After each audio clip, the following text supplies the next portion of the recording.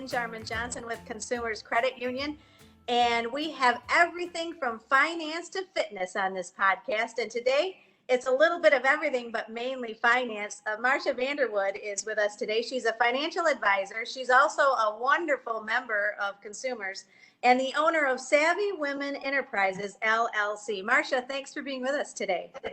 Thank you for having me. Well, I am so excited because a while back you shared with me a financial education kit called that's based from Savvy Women.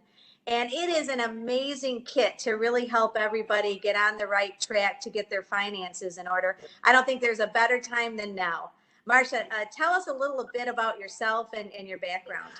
I started at Merrill Lynch in 1980, and I was one of two women there. It was a rather difficult environment for women.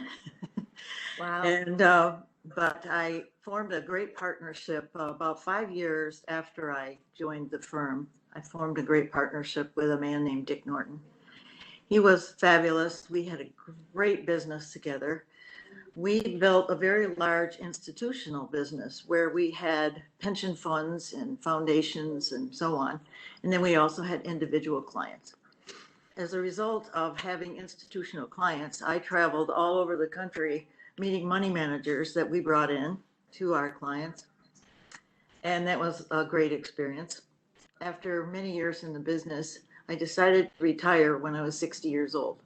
And that's 17 years ago. You literally retired, but decided, I'm going to stick to helping people learn. So I first wrote my book, Savvy Women, Smart Choices, in 2004 and published it myself in 2005. Then after that, I got a little bit bored. So I went to Grand Valley and I said, I would like to teach for you. So I brought in my book and I brought in this kit that I now have. And so they called me the next winter. I still go to California every winter. So they called me the next winter and said, can you start next fall? So that was 2007. So I've been teaching there ever since. Now my class is going online. So I'm doing videos and that kind of thing now to make part of my class. So Marcia, this is really interesting. You're here you are. Do you mind if I ask your age? 77. So you're 77 years old. You've already had a wonderful career. You've retired. You now really have a passion for teaching others how to get, really focused on making their financial life the best it can be. Right. All of a sudden COVID hits. You're a professor and are you comfortable with technology? No. And I see it is such a fascinating story. So what are you doing? How are you learning and who's helping you? Well, I went through the certification training at Grand Valley in June, and I had an IT person with me the whole time. So we have developed my whole course online. It's all there, except I need to make about 10 more videos. So my course starts out with cash management. It moves into all the different kinds of investments, mutual funds, stocks, ETFs, insurance, property casualty, life. You literally go from what everybody really needs to know for their everyday life. Yes, every single thing that I teach is necessary at some point in your life. So like for long-term care insurance, the ideal age to buy that is about 55, but I teach it to them anyway because their grandparents may need it right now and so on and so forth. And I also, I end my course with estate planning. So we go through all the 4 documents that are needed. In fact, I make them do their own estate plan as well using LegalZoom documents. And it's great. It's the most practical class that they've ever taken in their lives. And I believe it should be required in all high schools and all colleges. Absolutely. So that's my battle. It's so hard.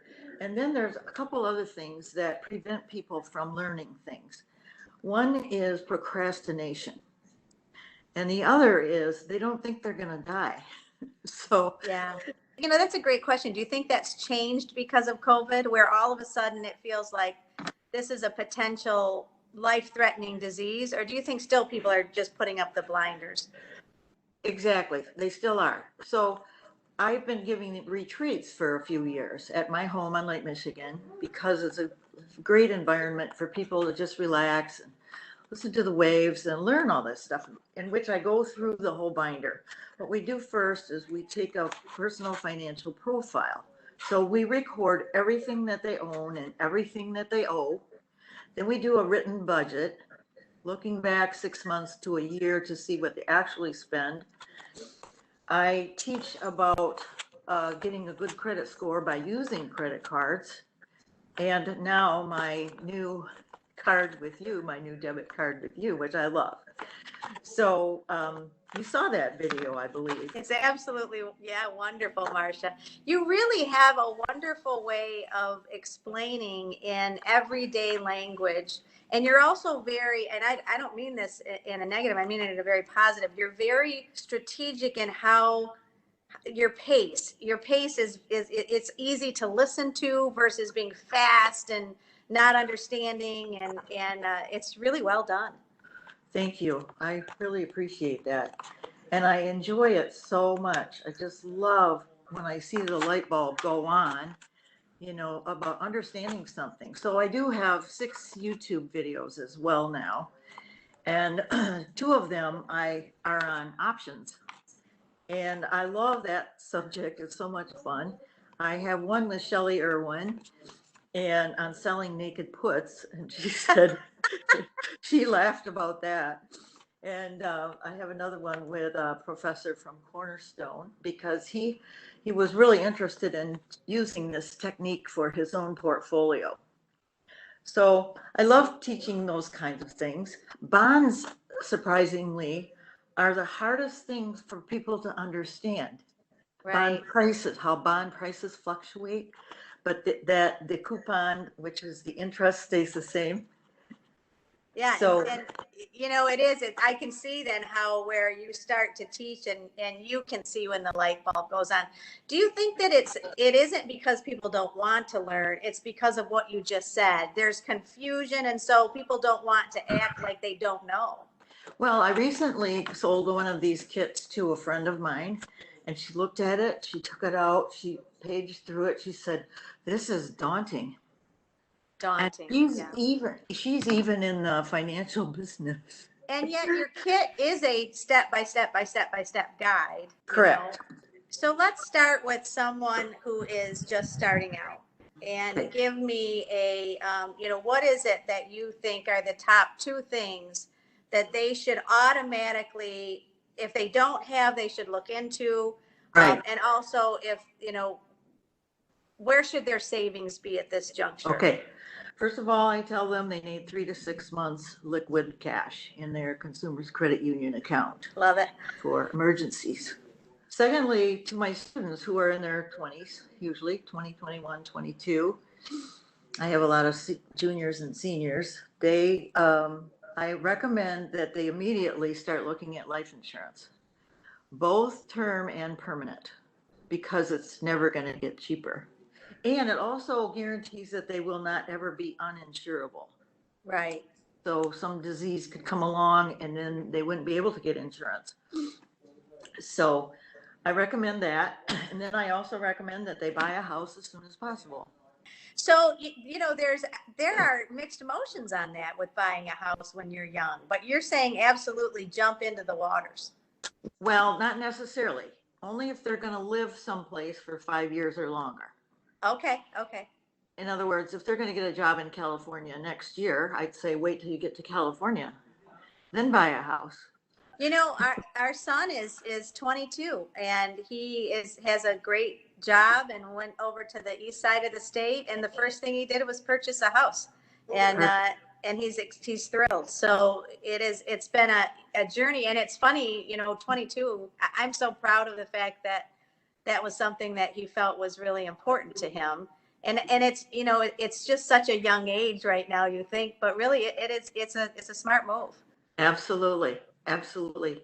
Well, Marcia, what other tips can you give? Especially, let's now look at people who are at the end of the spectrum. They're older. You mentioned long-term care insurance. You think about 55. Obviously, we are not giving recommendations for anybody today. That's not our role. It's just No. listen from an expert to hear what you're saying. Just guidelines, general guidelines about various ages, what you should be doing at various ages. I also believe that they should start a Roth IRA right away as well and participate in a 401k or 403b, whatever their employer offers. So to do all those things together, to put some into this and some into this and some into that bucket. And really learn about what each dollar is doing.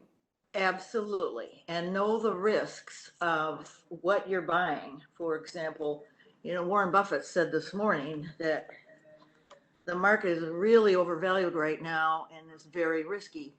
And he knows. Yeah. Yep. But dollar cost averaging is the best technique for accumulating wealth. So it would be you put in $50 a month into your 401k.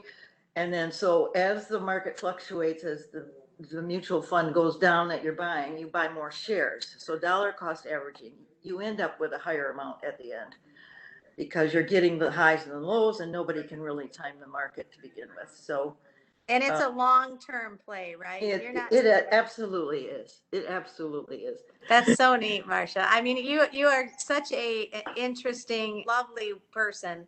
And the fact that you now share your information back with others is great. How can people get your book and get in touch with you? SavvyWomen@gmail.com is my email address. And they can email me and order some. If they're out of town, I can ship it to them. Well, thank you so much. And Thank you have a wonderful time in California. I know you're getting ready to head there. Thank you so much. I sure appreciate being here. Money, I'm home from finance to fitness. Thank you, Jake Esselink, for your production skills today. And we hope that you have a wonderful week. If you have any topics you'd like to share, just send them our way. We would love to hear from you. And I'm Lynn Jarman Johnson with Consumers Credit Union.